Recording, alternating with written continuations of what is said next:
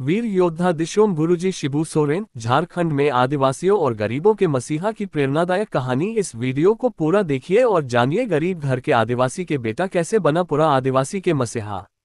भारत के सामाजिक और राजनीतिक इतिहास में अनेक ऐसे नाम हैं जिन्होंने वंचित, शोषित और आदिवासी समाज के लिए अपना जीवन समर्पित कर दिया। इन नामों में एक बहुत ही प्रभावशाली और प्रेरणास्पद नाम है शिबू सोरेन, जिन्हें स्नेह से दिशोम गुरुजी कहा जाता है। झारखंड की धरती पर शिबू सोरेन सिर्फ एक राजनेता नहीं, बल्कि जन आंदोलनों के प्रतीक, आदिवासियों के स्वाभिमान की आवाज और गरीबों के मसीहा के रूप में उभरे। उनकी कहानी सिर्फ राजनीति की नहीं, बल्कि संघर्ष, बलिदान और सामाजिक न्याय की भी है। इस लेख में हम विस्तार से जानेंगे कि कैसे शिबू सोरेन एक साधारण आदिवासी किसान के बेटे से झारखंड के आदिवासियों के मसीहा बने और किस तरह उन्होंने राज्य और देश की राजनीति को नया दिशा दी। शुरुआती जीवन और पृष्ठभूमि। शिबू सोरेन का जन्म 11 जनवरी 1944 को झारखंड तत्कालीन बिहार के दुमका जिले के नेमरा गांव में हुआ था। वह संथाल आदिवासी समुदाय से आते हैं, जो झारखंड का एक प्रमुख जनजातीय समूह है। उनका बचपन अत्यंत गरीबी में बीता। परिवार खेती करता था और जीवनयापन बेहद कठिन था, परंतु बचपन में ही शिबू सोरेन ने अन्याय और शोषण को अपनी आंखों से देखा।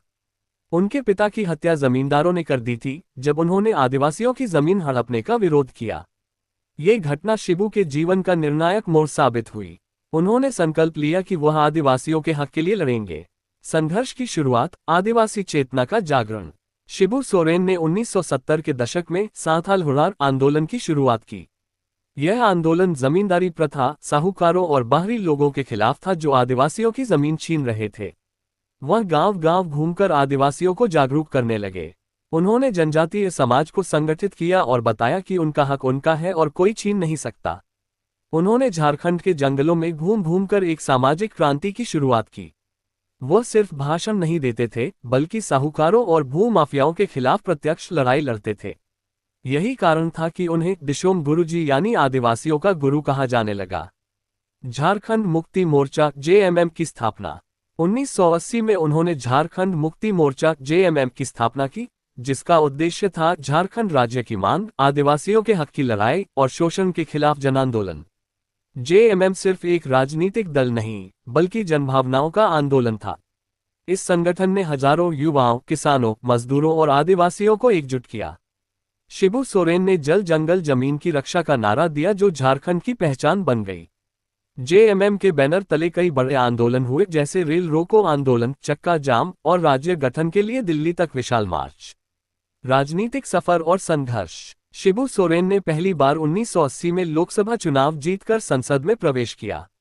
इसके बाद वे कई बार लोकसभा के सदस्य बने। उनके राजनीतिक जीवन में कई उतार चढ़ाव आए, लेकिन उन्होंने कभी गरीबों और आदिवासियों की लड़ाई से पीछे नहीं हटे। 2004 में उन्हें कोयला मंत्री बनाया गया, जो आदिवासी समाज के लिए गर्व की बात थी। लेकिन उन्होंने मंत्री बनने के बाद भी खुद को कभी जनता से दूर नहीं किया। उनकी छवि एक ऐसे नेता की थी जो झोपड़ी में बैठकर गरीब से राय लेता था और संसद में उनकी आवाज बनकर गरजता था। झारखंड राज्य का गठन और गुरुजी की भूमिका। झारखंड की मांग वर्षों से चल रही थी, लेकिन यह आंदोलन तब तेज हुआ जब शिबू सोरेन ने इसे जन आंदोलन का रूप दे दिया।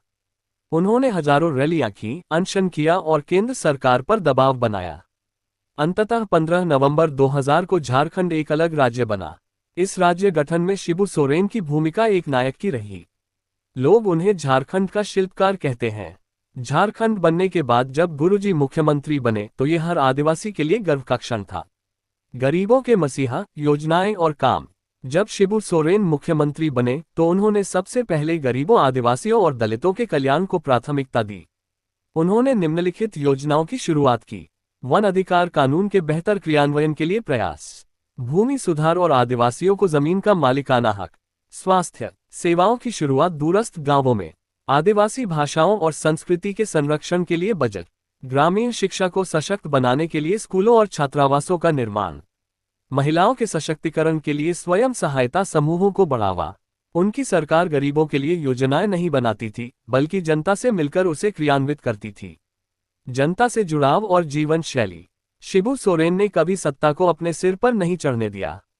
वह आज भी साधारण धोती पहनते हैं, जमीन पर बैठते हैं और जनता से सीधा संवाद करते हैं।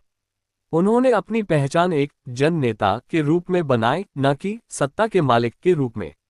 उनका जीवन दिखाता है कि एक नेता को जनता से कैसे जुड़कर राजनीति करनी चाहिए। वह अपने हर दौरे में गांवों में रुकते हैं, लोगों से सीधे बात करते हैं और उनकी समस्या को सुनकर समाधान खोजते हैं। विवाद और चुनौतियां। शिबू सोरेन के राजनीतिक जीवन में कुछ विवाद भी आए, जिनमें अदालतों के मुकदमे और कोयला घोटाले से जुड़े मामले प्रमुख हैं। लेकिन समय के साथ वे अधिकांश आरोपों से बरी हो गए। इन सब के बावजूद उनकी छवि एक संघर्षशील नेता की बनी रही। झारखंड की जनता ने हमेशा उन्हें समर्थन दिया, क्योंकि लोगों को पता था कि गुरुजी ने हमेशा उनके हक की लड़ाई लड़ी है। पारिवारिक विरासत और अगली पीढ़ी। शिबू सोरेन के पुत्र हेमंत सोरेन ने भी उनके पदचिन्हों पर चलते हुए झारखंड की राजनीति में प्रवेश किया। हेमंत सोरेन वर्तमान में झारखंड के मुख्यमंत्री हैं और उन्होंने भी गरीबों और आदिवासियों के लिए कई योजनाएं लागू की हैं। ये स्पष्ट है कि शिबू सोरेन ने एक राजनीतिक परंपरा की नींव रखी है जो जनता से जुड़ी है और सामाजिक न्याय को प्राथमिकता देती है।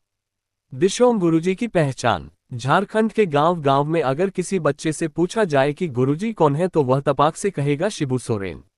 उनकी पहचान सिर्फ एक नेता की नहीं बल्कि एक आंदोलन, एक विचारधारा और एक आवाज की है जो कहती है हम आदिवासी हैं और हमें गर्व है। शिबू सोरेन की कहानी हमें ये सिखाती है कि सच्चा नेतृत्व वही है जो सबसे पिछड़े व्यक्ति को भी आगे बढ़ने का अवसर दे। उन्होंने दिखाया कि एक आदिवासी किसान का बेटा भी देश की राजनीति में बदलाव ला सकता है। उनका जीवन संघर्ष, सेवा और संकल्प का प्रतीक है। आज भी जब झारखंड के गरीब, मजदूर या आदिवासी अपनी समस्या को लेकर परेशान होते हैं तो उन्हें याद आता है गुरुजी। शिबू सोरेन सिर्फ एक नाम नहीं बल्कि गरीबों की उम्मीद, आदिवासियों की आवाज और झारखंड की आत्मा है।